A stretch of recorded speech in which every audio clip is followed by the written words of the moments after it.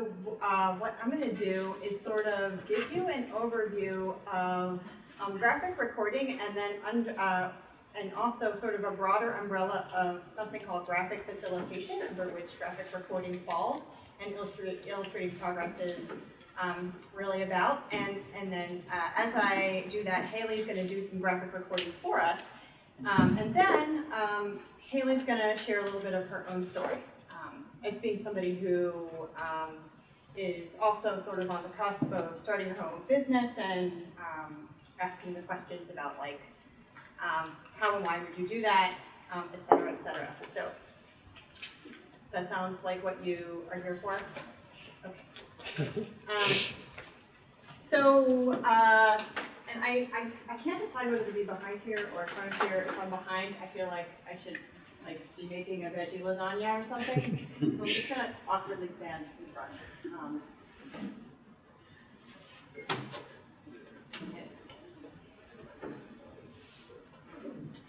Okay, so I describe illustrating progress as a graphic facilitation consulting practice. And graphic facilitation is when you're using visuals to help people plan and learn together. So there are a lot of ways to help people plan and learn, and I'll discuss more of that in a minute. One of the ways is through something called graphic recording, and that's probably 60% of our business is live graphic recording. And that's when you go into a conference or a meeting or any kind of talk, and you visualize some of the key points of the talk as live, as it's going on, like graphic note taking. And some of you may even be like doodlers. Like if you're somebody who doodles your notes, like you might be a great, the next great graphic recorder. We also help plan activities. So in a classroom setting or in a planning setting, designing something so that a group can plan together more interactively. So like designing a mural that people build together, or a timeline that people can interact with using Post-it notes and things like that. And then the other thing we do is we do like visual storytelling, which is sort of like more traditional type illustration and comics. And so our niche though is really like visual storytelling as it relates to helping people plan and learn. That's our business. And then we can use any of those three sort of categories in combination with each other for a really sort of powerful group process.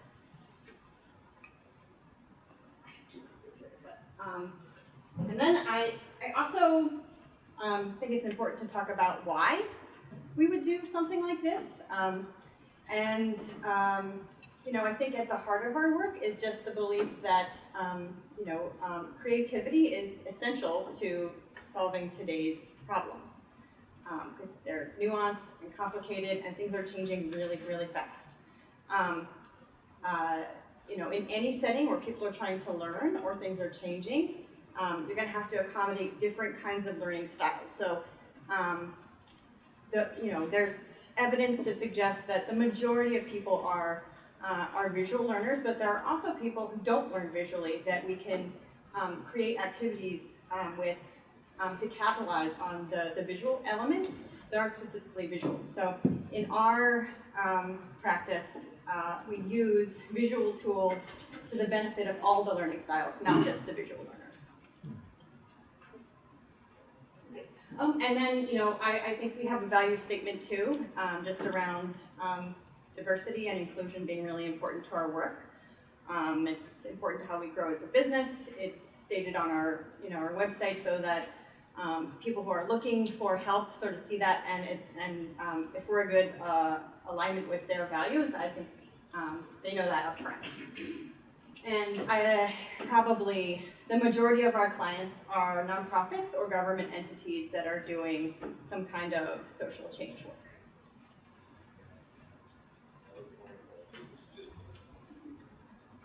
How I talk about us. So when I first started in late 2014, 2015, I was just me. And but since then I've really come to get to know other folks who are interested in illustration, and I see there's an opportunity for the field to grow. So the way that I describe how we work as a team is like we're a cohort of artists, like working artists. You know, we don't go to an office space every day and clock in and clock out. We're all sort of independent. We do our own things. We come in and we step in and out of different projects. Two of our team members actually have other full-time jobs, and they step in to projects on the weekends or do work on the side. So it's still part of the whole sort of gig economy type working vibe, but it allows us to be nimble, and it allows people to step in where they really want to and step out if they can't. But that also means that we're always interested in like people who are interested in stepping in and looking for new help.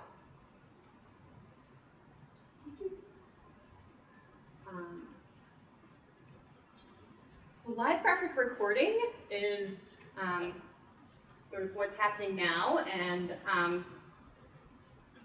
the bulk of a lot of what we do. And so I think you get the idea of what it is, but it adds value in a lot of different ways. And one of the ways it adds value is it encourages deeper listening and open communication. So what you'll notice probably is that Haley is up here probably listening really, really hard.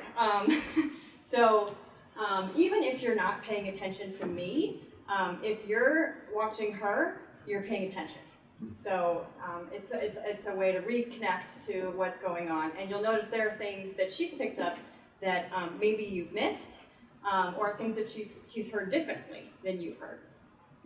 And so what that does, it creates a catalyst for conversation about whatever that thing was. It helps create a common understanding. So after a meeting or a planning session, people can come to the graphic and sort of feel heard and see, like, this is what we talked about, it's all here. The graphic becomes a tool that can be shared after the meeting or the event with others who weren't able to attend. You can actually walk people through the conversations that were had. Like I said, it increases dialogue. So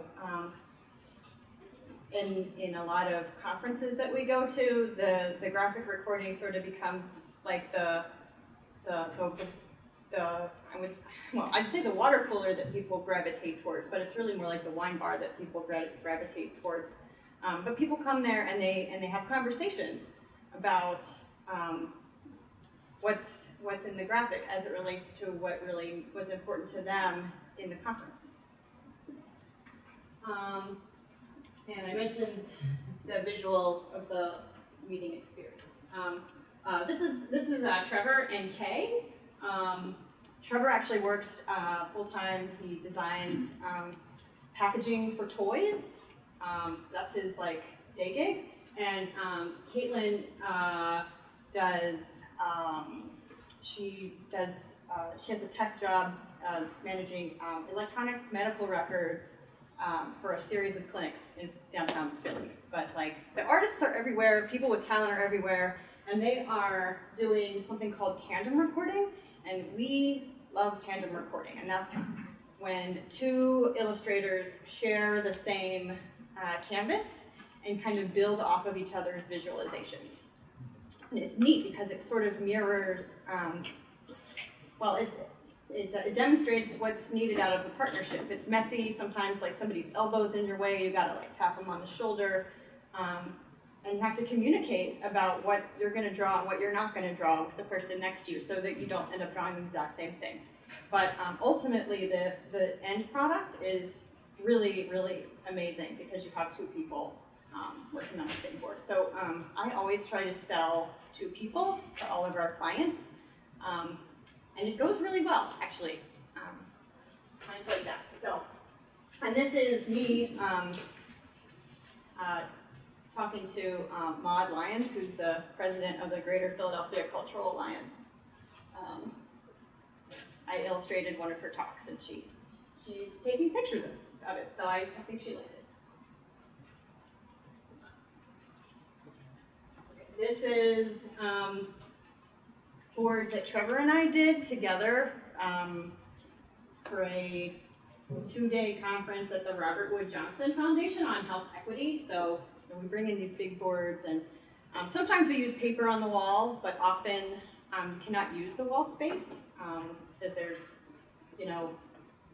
tables there, or a fire alarm. Wall space, good wall space is hard to find, so we usually bring in materials to construct a canvas, or sometimes fold things in on each other so it becomes almost sculptural and people can walk around it as well. This is more live graphic recording. So you'll notice these look, these pictures look like maybe they're big, well, not the one in the upper corner, but so after the engagement, what we do is we take photos of the graphic recording, and we run them through an app that takes out the shadows, like Photoshop or Cam Scanner. We might clean up the text a little bit if there are things that have sort of disappeared, like at the bottom one it says graphic recording by Chrissie Bonner of Illustrating Progress, like that's typed in text. And we call that post-production. And then those are the files that get sent off to the client, and they live on in perpetuity in articles or blog posts that they might write, and also on social media. So a lot of our clients are engaged in a lot of policy change or advocacy work, and so having the visuals to help support their story is really important and really big part of what the value add is, and a really big part of the sell.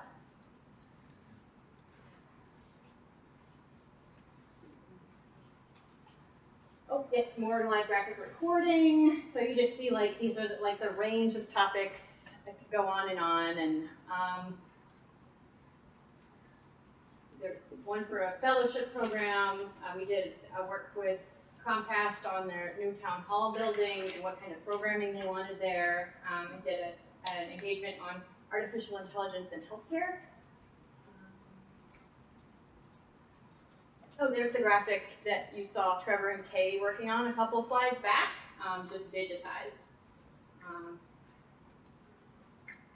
And so for that meeting, we had that one big board in the sort of general speaker session room. And we worked on it from probably like 9 to 3.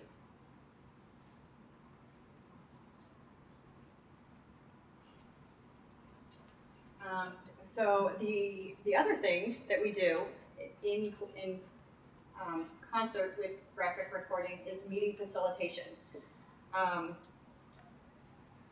Using more creative methods. Said a lot of this already, but what the graphic, the little image there is called something called a system audit, and it's when you have an entire system in a room, like imagine like all the faculty at Salle in a room, working in small groups and coming up with common challenges, bright spots, areas for improvement, and sharing them together on a wall that's basically a table that they can all see what's going on in different areas of the system. So that's one of those.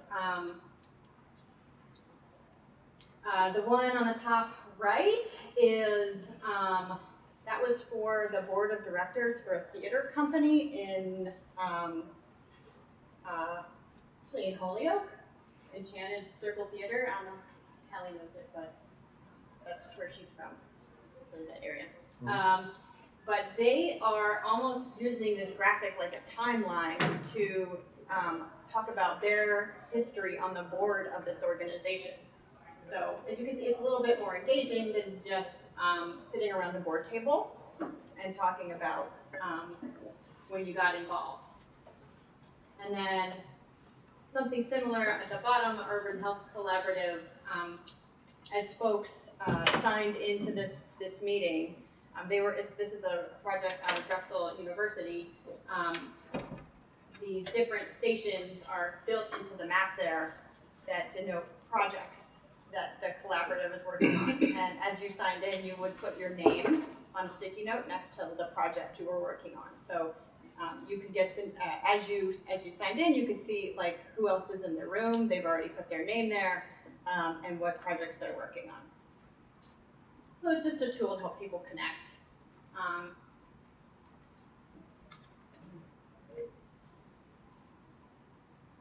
This is more fun. We're really big fans of sculpting. Sculpting is, it's not like what it sounds. It's not, Play-Doh is often involved, but it's actually when we give people tools to build a depiction of their current scenario, whatever it is. We can help people do it individually, or we can help groups do it. Small groups or businesses do it.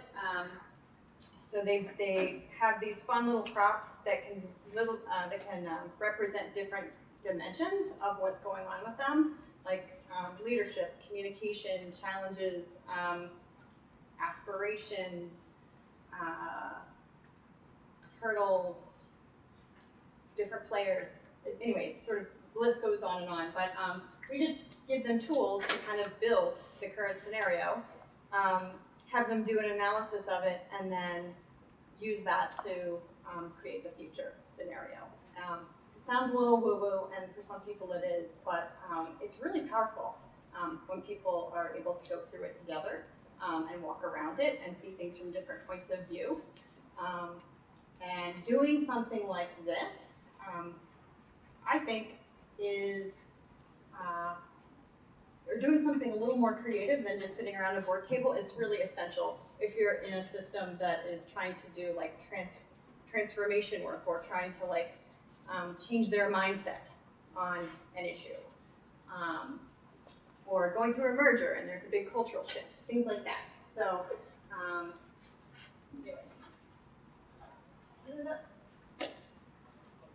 and then the other thing is sort of is the other line of service, and is just what I call broad umbrella studio services. And so we can do comics, we can do like worksheets to help people plan together. I illustrated an entire children's book about healthcare in America under that. But we make games, and we make reflection sheets, and anything that helps people plan and learn together. Oh yeah, that's my book. Somebody found an illustration from the Vicissitudes of Travel, which was a play about memory loss that I did that illustration for last month. It's very weird, but it's a very good play. I saw it. Who did the Zune did the poster for the. Cool, yeah. Thank you. Yeah. And yeah, so that's, I think I just have that there as a, by the way, the slide deck is, it's something that I share with clients usually, like when they ask for a quote, I'll first have a conversation with them, like 20 minutes or so, just to understand like exactly what they're looking for, and I'll give them a quote, and then I'll also send them the slide deck because it has so many work examples, and they may have come to our website looking for draft recording, but not really understanding that we do a bunch of other stuff. And this is a graphic that Trevor did for Project Hope about,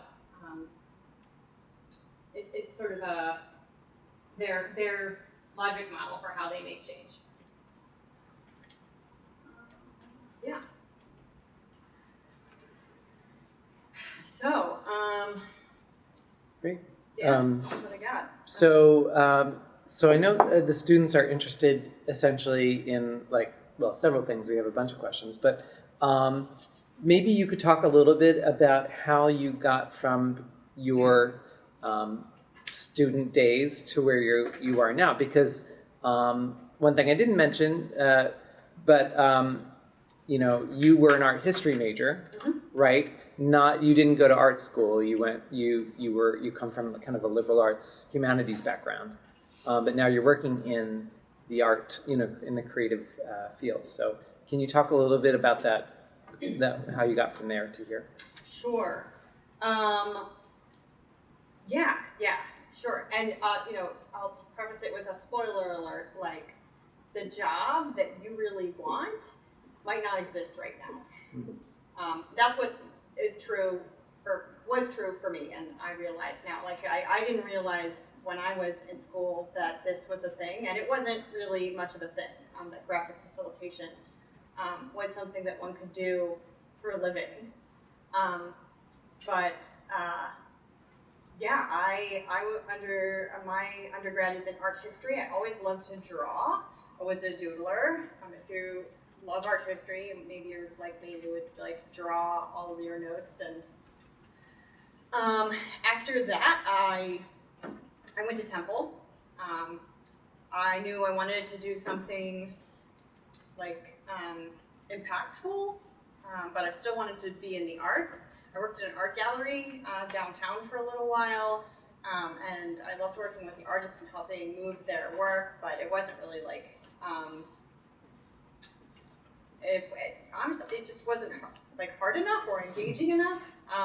So then I went to grad school, and I studied something called arts administration, and I went to Drexel for that.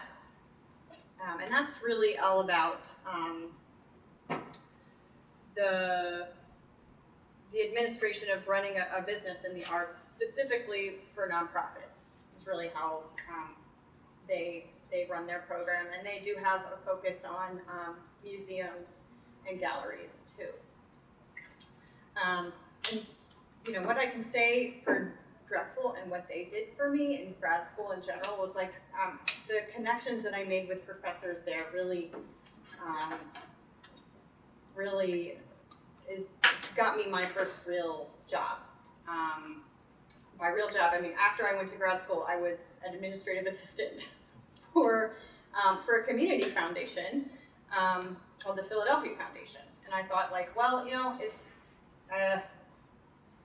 not where I wanted to be, having just gone through graduate school, but I was still, you know, pretty young and had a lot to learn, and I thought I could stay at the Philadelphia Foundation for a while. They gave money away to nonprofits and charities around Philadelphia, and they did some work in the arts too, and so I thought I'll stay there and see what's out there, and then I'll go out there, and I ended up working there for 9 years. So I liked it, and I moved up, and weirdly, I discovered graphic recording through my work there. And we were planning these retreats for leaders in the nonprofit sector to learn from each other. And one of the consultants we hired for this retreat said, "Why don't we hire a graphic facilitator or a graphic recorder?" And I was like,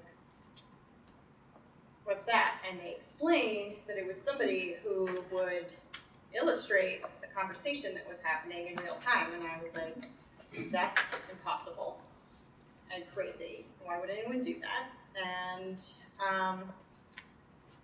anyway, we ended up not hiring a graphic recorder, but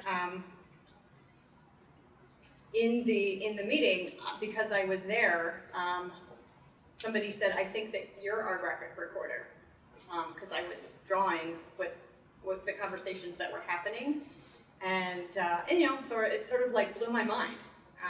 I thought, you know what, I should Google this thing and see what it is, because these experts seem to think it's real,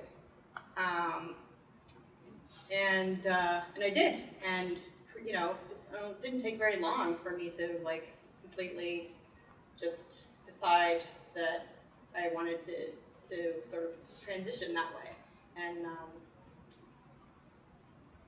yeah.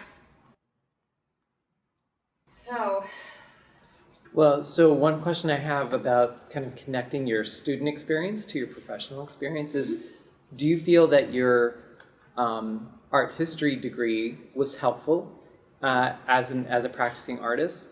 And part of the reason I asked that is we have an art history program here, and it's, we have some students who are minoring in that program. It's like a pretty robust program. We've got a museum here and so on. Was that helpful for you? I mean, it's okay if the answer is no. I don't want to, pigeonhole you into a particular answer, but I mean, can you just talk about how it was helpful, or if it was, or if it wasn't? Yeah, well, I think that the fluency in art history really, I think I use it to this day, because it helps me understand, or at least be aware of different cultural contexts. In the work that we do, sort of my internal Rolodex of what image equals what idea is that much more robust, because I've drawn it so many hundreds of times in school and in class, and so even with someone just describing a situation, I can in my head imagine a Peter Paul Rubens painting of Rape of the Sabines or something. I wouldn't draw rape, but you know what I'm saying. I would it helps me think with pictures to have studied so many pictures. So I'm very glad that I studied art history. Right, because art history isn't just knowing paintings and the artists and the years that they lived and so on, right? It's about how you analyze imagery, essentially. Yeah, and it's about how you analyze imagery and understand the context that it sits in. Yeah. So, yeah, I think it helps build awareness of all kinds of stuff that you'll encounter very soon. Yeah, I think students have to take 1 or 2 art history classes. Am I correct? At least 1 or 2, right? Yeah. So I'm always encouraging students to minor in something, so that's helpful. Well, let me ask: does anyone have any? I have your questions here, but does anyone have any questions they want to ask directly? Yeah, Walter. What drew you to work together? Us two? Yes. Great. That's a great segue. Actually, I was wondering if we could find a small break to bring Haley back to see the back of her. I mean, the back of her head's lovely, but the front is quite nice as well. You don't have. This is how we work together. Sure. Red marker on my face. Oh yeah, no, I think you're good. You're all good. Yeah. Are you okay with sharing a little bit about your background? Yes. Yeah, and maybe I'll try to describe while you do it. Just very. We're seeing some tandem recording in action here. Yeah. Don't wait for me. Don't wait for me. I'll give you a minute. Okay. Yeah, actually, both probably need a minute. So. Mm-hmm.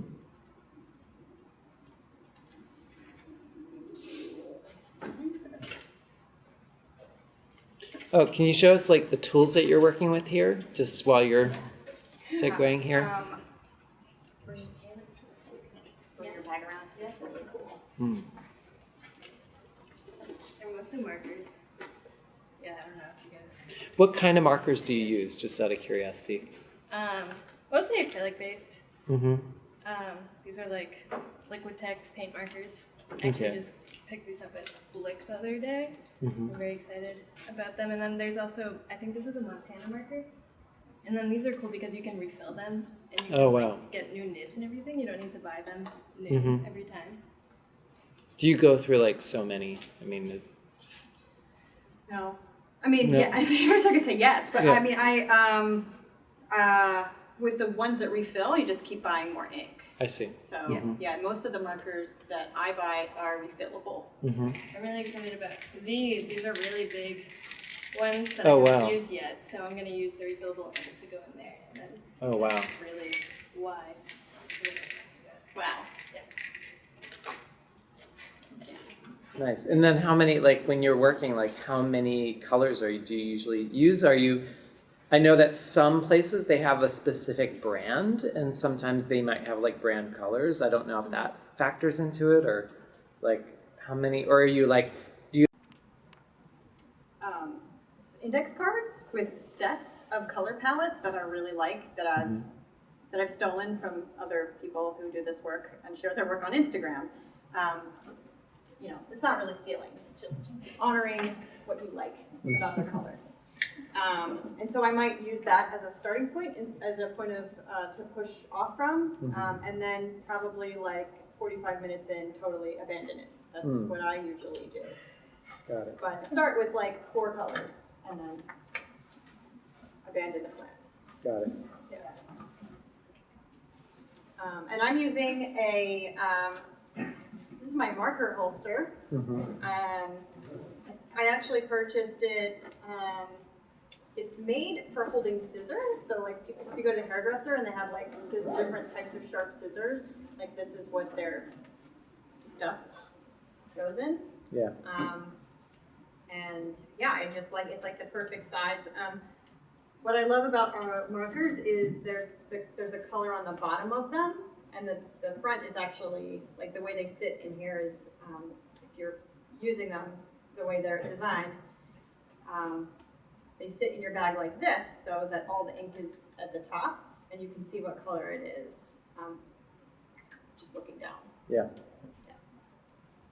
It's just cool to have a marker holster, something called that you use something called a marker holster. That's Right. pretty great. And then a lot of these marker companies, I'm not sure if you know this, but Montana, you can also create your custom colors that they Oh, you wow. want ink made of. Yeah. Wow. And then you can order custom colors.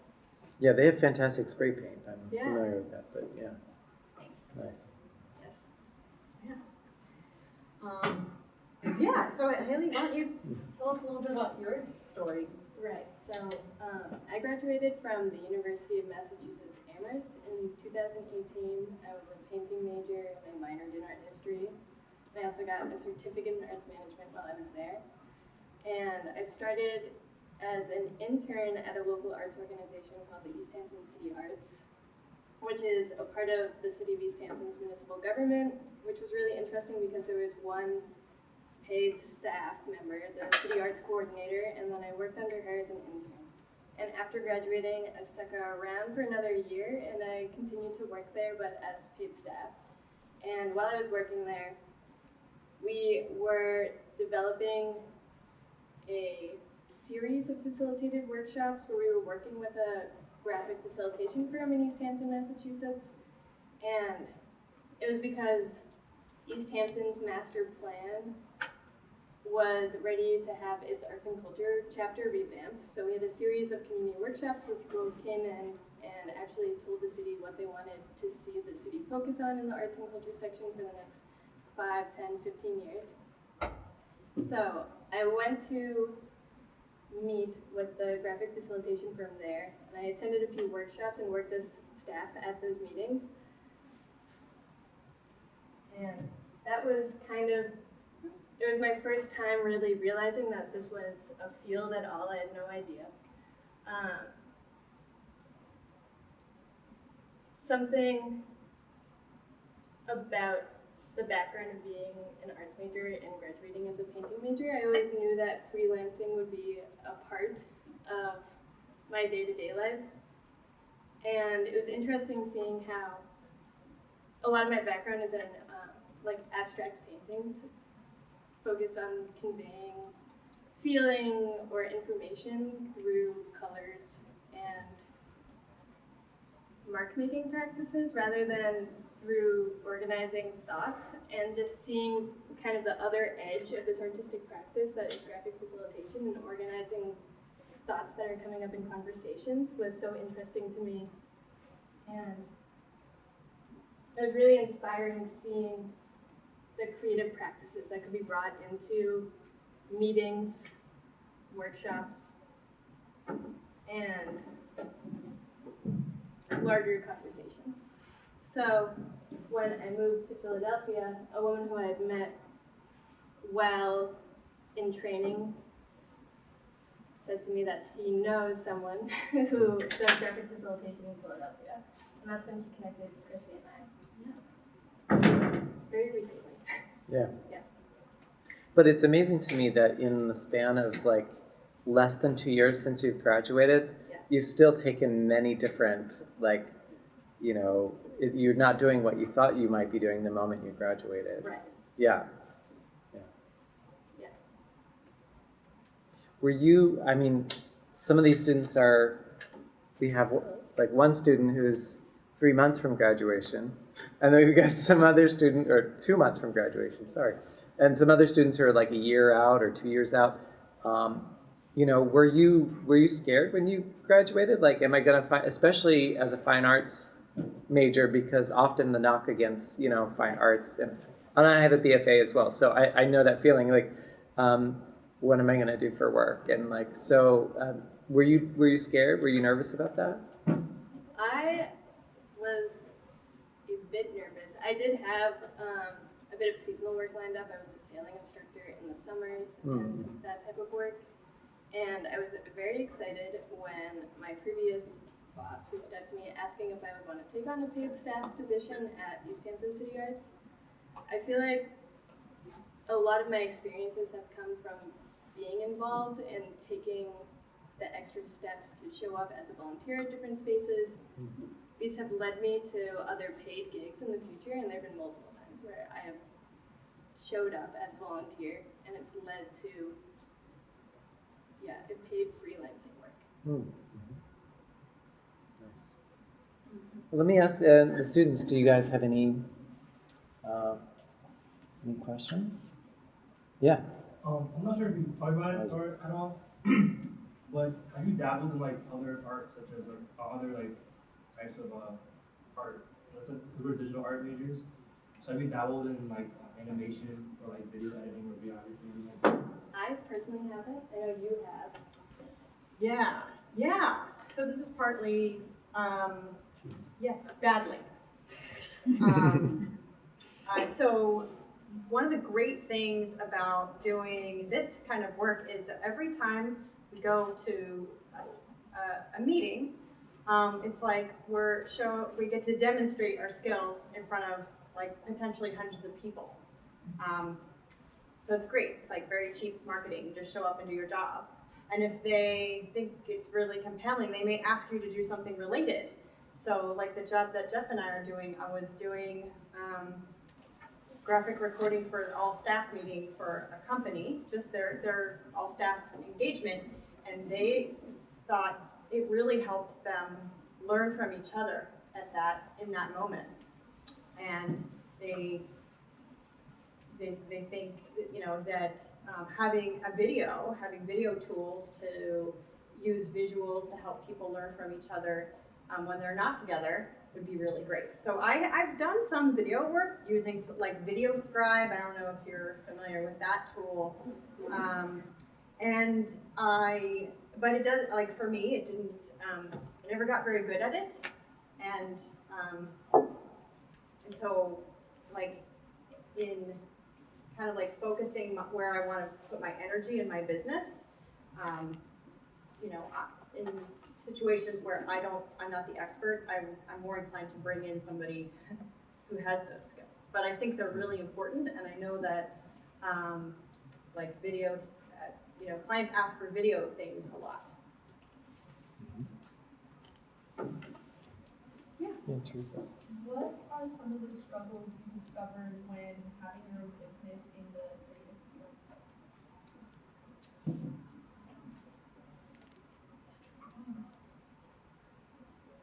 I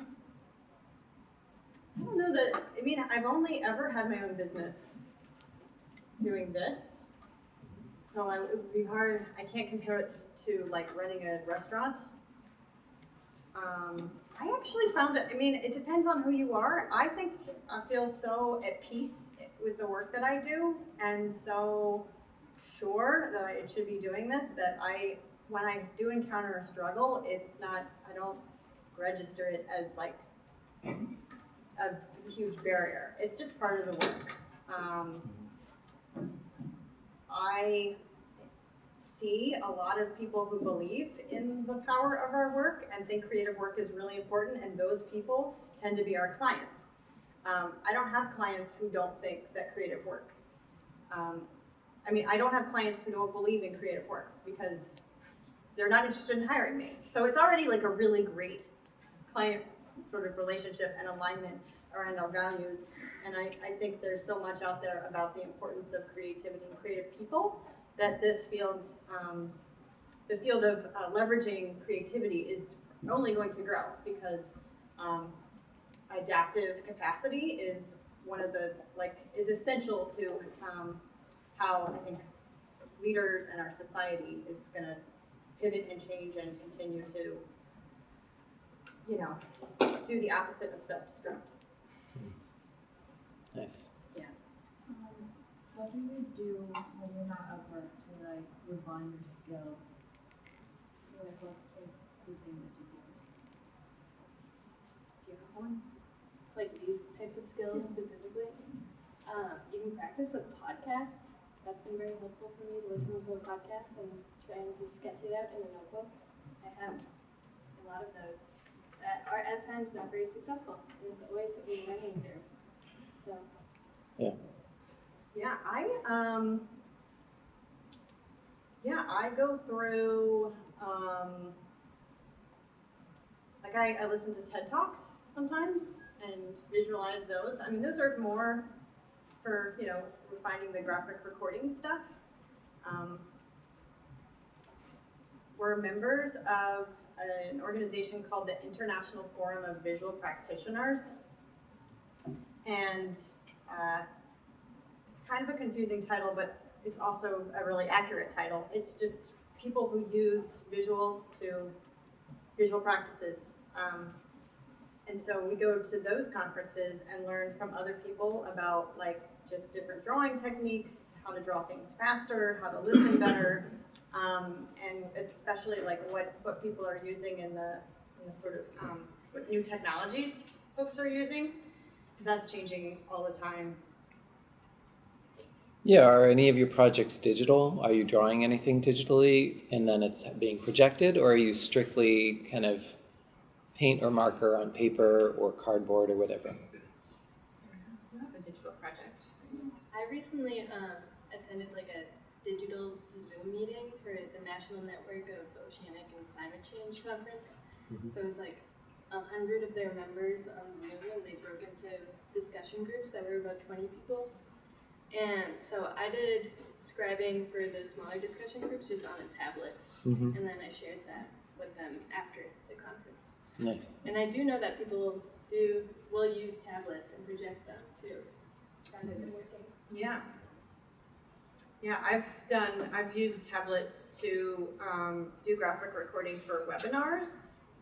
That's another, and yeah, people use them too, because we're working remotely a lot of people do that now, so your graphic recorder doesn't even necessarily have to be in the same time zone as you are, if they have an iPad now. It's crazy.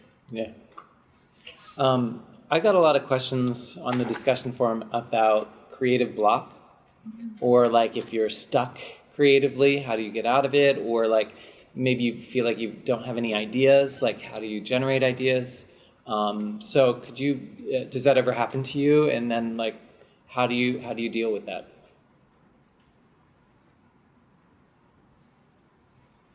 Did you have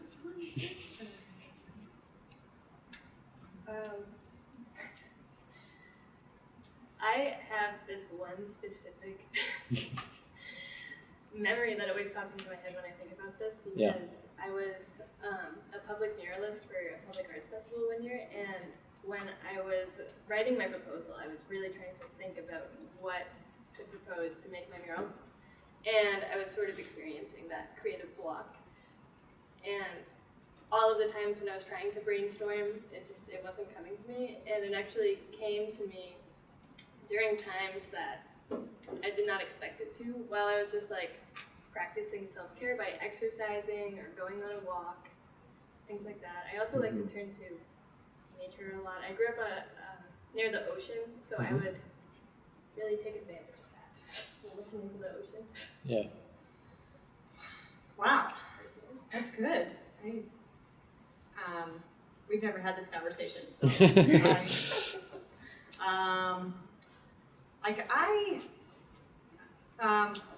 I have a thing like, I'll just connect back to like making the first mark on the page. Like when you come up here and you start to draw in front of people, that like that first like 90 seconds is like grueling. Because people's expectations about what is going to happen can be very different, and you're trying to figure out like where's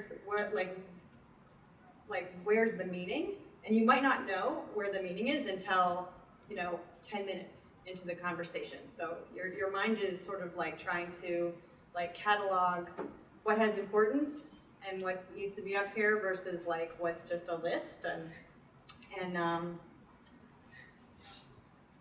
so what I would, and Haley and I had a gig this weekend, and I said, like just you got to make the first mark at some point. So you just just start. And I think, like for me, like 80% of my first things that I do, I don't like, and I'm like, I was garbage. But you know what? It doesn't matter because I needed to make the first mark in order to get through the drawing. So you'll I think that's sort of like how the creative process works for me. Is you just sort of start into it and stumble along thinking things, like, oh, this sucks, but like you need to, like that's, your brain is working as you're like prototyping ideas and throwing them away and exploring. So just making the first mark.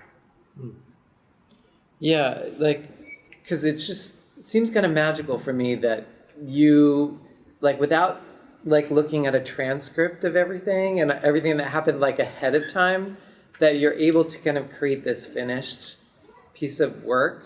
At least to me, as like an outsider, like, how did you know how much space you had this amount of space? How did you know, like, if it were me, I probably would have filled it up and then the conversation would have gone on another 20 minutes and I'm like, had to ask for more paper, or like, you're really giving yourself like this fixed space to be working.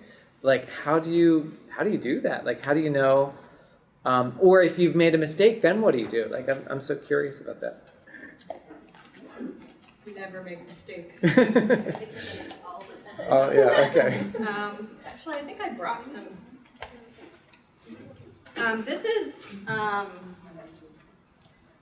This is, well, like blank address label paper. Like if you're going to print out like a giant FedEx label, it matches other paper, and we call it boo-boo tape. So like if you misspell something, you just sort of like create something and tape over it right there. So that's what we do if we make a mistake. More broadly, do you want to talk about the space and planning space? Do you know how you do that?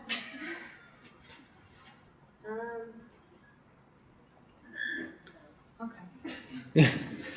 Is it just from experience? Like, I once saw Chuck Jones draw Bugs Bunny, and he just starts at the top of the paper with a pen, and he goes all the way around in this contour drawing, and then he just has a proportion perfectly. But it's because he's drawn Bugs Bunny a million times. Like, is it just from experience that you know, like, basically how much space to take up, or is it, I don't know, it just seems kind of... It's a lot of experimenting Okay. still with it. Like, I don't know, I feel like I haven't been graphic recording long enough to say that I know exactly how much space I need ever. And I like to keep in mind that it's better to have the page too full than too empty. Mm-hmm. Yeah, I've been in meetings actually where, like there's like 4 more hours to go and I'm like right here. Mm-hmm. And I bring extra materials. In that case, it's actually, I only have one example in mind where that happened, but it's a little bit like a dance, just like figuring out how much space to take up and when to dial it back.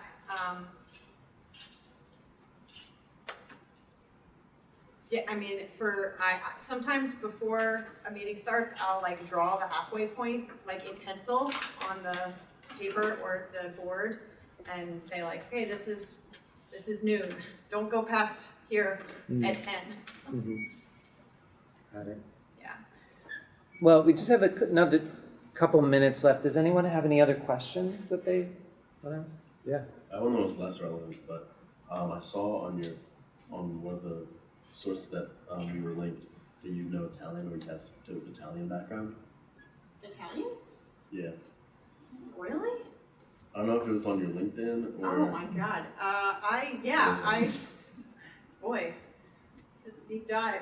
I lived in Italy for about a year and a half because I went to Temple and I did their study abroad in Rome, and I loved it there. Like, I lost my mind and was like, I need to be Italian. I need to live here. I'm going to move here. So after undergrad, finished my art history degree, and I was like, I'm just going to move to Italy, find a husband, and I'll be it. Like, it seems very, very simple. But I did, and I didn't find a husband.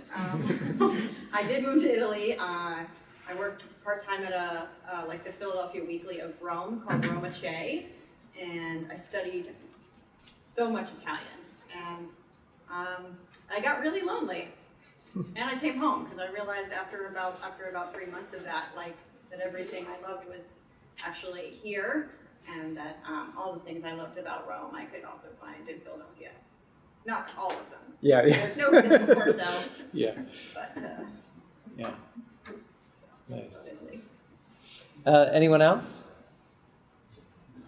Okay, well, thank you so much for presenting, and thank you so much for the illustration. Do we get to keep it?